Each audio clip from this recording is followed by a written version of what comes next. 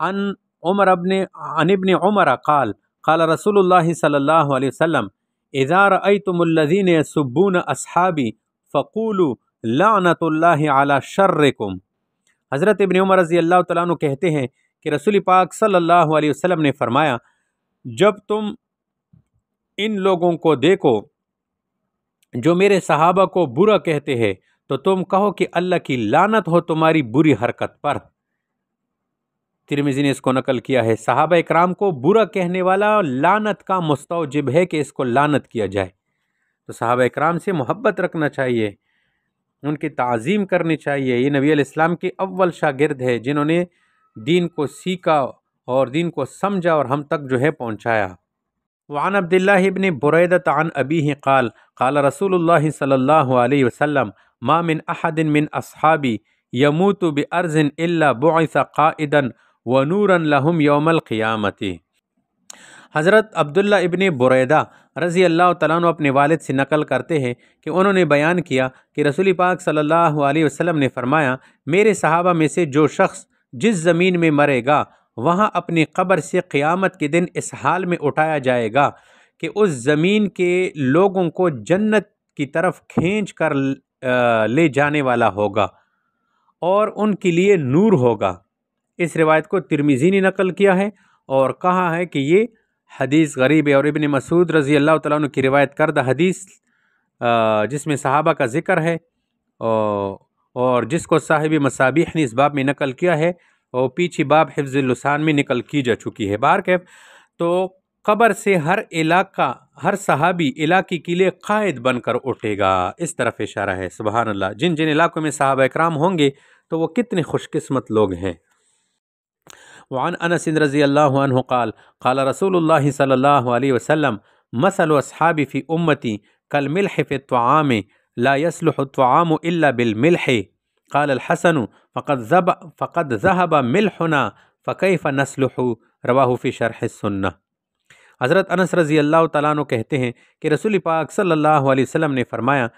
میری امت کے درمیان میرے صحابہ کی مثال کھانے میں نمک کی سی ہے، کھانا اس وقت تک اچھا نہیں یعنی خوش ذائقہ نہیں ہوتا جب تک کہ اس میں نمک نہ ہو۔ حضرت حسن بصری رحمۃ اللہ علیہ نے فرمایا، ہمارا نمک جاتا رہا پھر ہم اچھے کیسے ہوں؟ تو صحابہ اکرام امت کے لیے بمنزلہ نمک ہیں۔ وعن عبداللہ ابن مغفل قال قال رسول اللہ صلی اللہ علیہ وسلم اللہ اللہ فی اصحابی اللہ اللہ فی اصحابی لا تتخذوهم عارضا من بعدی فمن احبهم فبحبی احبهم ومن ابغضهم فببغضی ابغضهم ومن آذاهم فقد آذانی ومن آذانی فقد اذى الله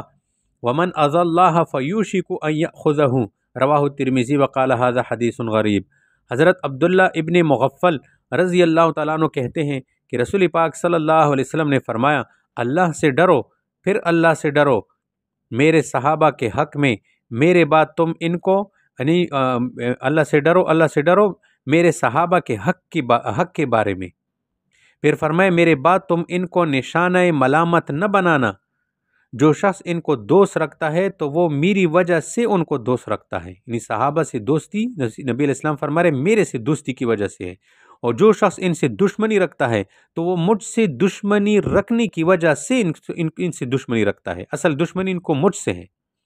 اور جو شخص ان کو اذیت پہنچائی، جس شخص نے ان کو اذیت پہنچائی صحابہ کو، اس نے گویا مجھ کو اذیت پہنچائی، اور جس شخص نے مجھ کو اذیت پہنچائی اس نے گویا اللہ کو اذیت پہنچائی، اور جس شخص نے اللہ کو اذیت پہنچائی تو وہ دن دور نہیں ہے جب خدا اس کو پکڑے گا۔ تو صحابہ رضی اللہ عنہ سے بغض یا محبت، یہ نبی علیہ السلام سے بغض یا محبت کا بس نتیجہ ہے۔ وعن جابر رضی اللہ عنہ عن النبی صلی اللہ علیہ وسلم قال لا تمس النار مسلما رآنی ورآ من رآنی رواہ الترمذی۔ حضرت جابر رضی اللہ تعالیٰ عنہ نبی کریم صلی اللہ علیہ وسلم سے روایت کرتے ہیں کہ آپ علیہ السلام نے فرمایا، اس مسلمان کو آگ نہ چھوئے گی جس نے مجھ کو دیکھا یا اس شخص کو دیکھا جس نے مجھ کو دیکھا۔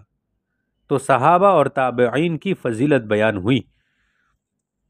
حضرت عمر رضی اللہ تعالیٰ عنہ کہتے ہیں کہ رسول پاک صلی اللہ علیہ وسلم نے فرمایا، میرے اصحاب کی تعظیم اور تکریم کرو، کیونکہ وہ تمہارے برگزیدہ اور بزرگ ترین لوگ ہیں، پھر وہ لوگ جو ان کے قریب ہے یعنی تابعین، اور پھر وہ لوگ جو ان کے قریب ہے یعنی تبع تابعین، اور اس کے بعد جھوٹ ظاہر ہو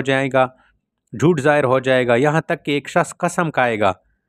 حالانکہ اس سے قسم کھانے کا مطالبہ نہ ہوگا، گواہی دے گا حالانکہ اس سے گواہی دینے کو نہ کہا جائے گا۔ یاد رکھو، جو شخص جنت کے بالکل درمیان رہنا چاہے تو اس کو چاہیے کہ جماعت کو لازم پکڑے، کیونکہ شیطان اس شخص کا ساتھی بن جاتا ہے جو علیحدہ اور تنہا ہوتا ہے، جبکہ شیطان دو شخصوں سے تو بہت دور بھاگتا ہے، اور وہاں کوئی مرد کسی اجنبی دو آدمیوں سے بہت دور بھاگتا ہے، اور ہاں نبی علیہ السلام نے فرمایا کہ ہاں کوئی مرد کسی اجنبی عورت کے ساتھ تنہائی میں ہرگز نہ رہے، کیونکہ ان کا تیسرا شیطان ہوتا ہے۔ جس شخص کو اس کی نیکی خوشی اور اطمینان بخشے اور اس کی جو بدی ہے گناہ ہے اس کو غمگین اور مضطرب کر دیں تو وہ مومن ہے۔ تو اس حدیث میں صحابہ رضی اللہ تعالیٰ عنہ کی تعظیم امت پر لازم بتا۔ وعن ابی بردۃ عن ابیہ قال رفع یعنی النبی صلی اللہ علیہ وسلم رأسہ الی السماء وکان کثیرا ما یرفع رأسہ الی السماء فقال النجوم امنۃ للسماء فاذا ذهبت النجوم اتى السماء ما توعد وانا امنۃ لاصحابی فاذا ذهبت انا آتى اصحابی ما يوعدون واصحابی امنۃ لأمتی فاذا ذهب اصحابی آتا امتی ما یوعدون، رواہ مسلم۔ حضرت ابو ہریرہ رضی اللہ تعالیٰ عنہ اپنے والد حضرت ابو موسیٰ اشعری رضی اللہ تعالیٰ عنہ سے روایت کرتے ہیں کہ انہوں نے یعنی حضرت ابو موسیٰ رضی اللہ تعالیٰ عنہ نے بیان کیا کہ نبی پاک علیہ السلام نے آسمان کی طرف اپنا سر مبارک اٹھایا اور آپ اکثر آسمان کی طرف دیکھا کرتے تھے، اور پھر فرمایا ستارے آسمان کے لیے امن اور سلامتی کا باعث ہے، جس وقت یہ ستارے جاتے رہیں گے تو آسمان کے لیے وہ چیز آ جائے گی جو موعود و مقدر ہے۔ میں اپنے صحابہ کے لیے امن اور سلامتی کا باعث ہوں، جب میں چلا جاؤں گا تو میرے صحابہ پر وہ چیز آ جائے گی جو موعود اور مقدر ہے، اور میرے صحابہ میری امت کے لیے امن اور سلامتی کا باعث ہیں۔ جب میرے صحابہ دنیا سے رخصت ہو جائیں گے تو میری امت پر وہ چیز آ پڑے گی جو موعود اور مقدر ہے۔ تو صحابہ کرام کا وجود امت کے لیے رحمت ہے، یہ حدیث کا مطلب ہے۔ میں اس زمانے کا منتظر ہوں، زمانہ جب بے مثال ہوگا، ہر ایک مسجد مدینہ ہوگی، ہر ایک مؤذن بلال ہوگا۔ میں اس زمانے کا منتظر ہوں، زمانہ جب بے مثال ہوگا، ہر ایک مسجد مدینہ ہوگی، ہر ایک مؤذن بلال ہوگا۔ چمک اٹھے گئے ضمیر اپنے جو ہو گئے ہم مسیر اپنے، چمک اٹھے گئے ضمیر اپنے جو ہو گئے ہم مسیر اپنے، ہر ایک آہٹ چراغ ہوگی، ہر ایک سایہ بلال ہوگا۔ مدینہ مدینہ مدینہ مدینہ مدینہ مدینہ مدینہ مدینہ،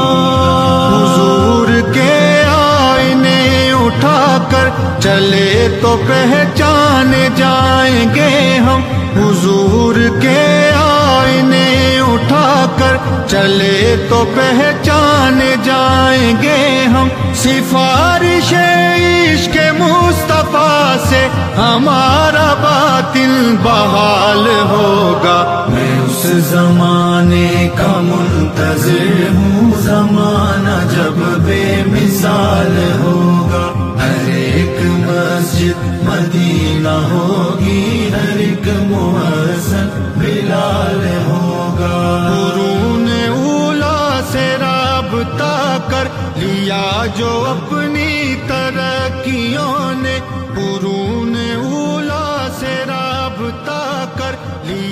جو اپنی ترقیوں